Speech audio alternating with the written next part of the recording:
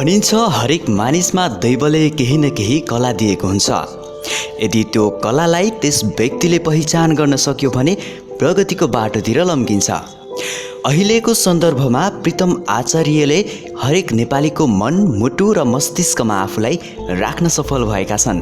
अहिले प्रीतमले आफ्नो मात्र नाम भारतमा चिनाएनन्, आफ्नो देशको पनि नाम भारतभरि चम्काएका छन्।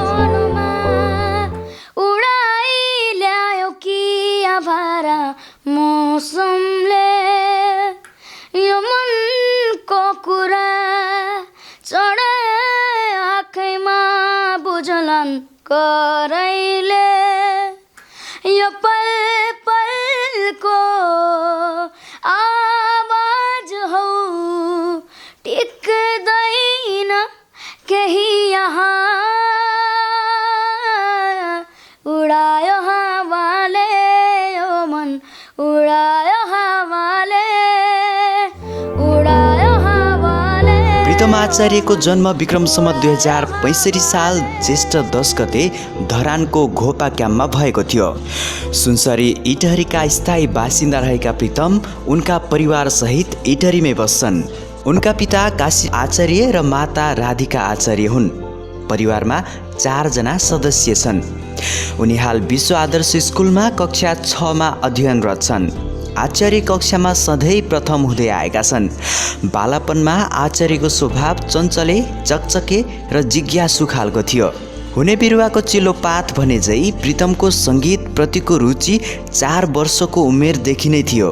उनले कक्षा 2बाट नै सङ्गीतसँग सम्बन्धित विभिन्न प्रतियोगितामा भाग लिन थालेका थिए।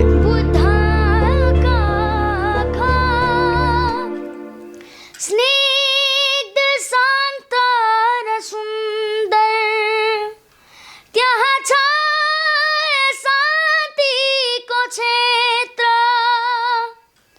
मेरो राष्ट्र मनोहर प्राणभन्दा प्यारो लाग्छ मेरो देश कता कता छल्किन्छ ममता मेरो भवगङ्गा जता तता। आचार्यको गायनतर्फको यात्रा सुरु हुन धेरै समय लागेन।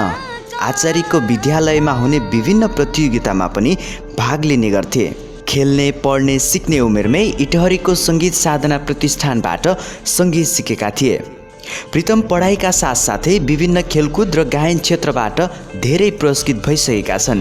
आचार्यको 4वटा गीत रेकर्ड भइसकेको छ भने पहिलो गीत सानो भनी नगर हेला भन्ने थियो। हालसम्मको कुरा गर्नुपर्दा भारतमा रहेको चर्चित सो सारेगमप लिटिल च्याम्प्समा गएपछि सबैको मन जिती नेपालको नाम चिनाउन सफल भइसकेका छन्। बलिउडका चर्चित सेलिब्रेटी पनि उनको स्वर सुनेर चकित परिरहेका छन्।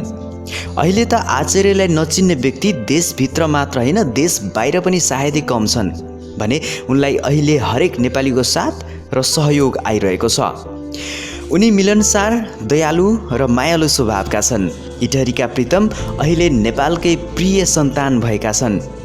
सङ्गीतमा उनको यति सानैदेखिको योगदान र लगावलाई उच्च मूल्याङ्कन गर्दै परिकला मिडिया प्रालीद्वारा सञ्चालित D3 अनलाइनको औपचारिकताको पहिलो वर्ष पुरा भएको यो पावन अवसरमा उनलाई सम्मान गरिएको छ। उनको आगामी साङ्गीतिक र शैक्षिक भविष्य सफलताको हार्दिक मङ्गलमय शुभकामना।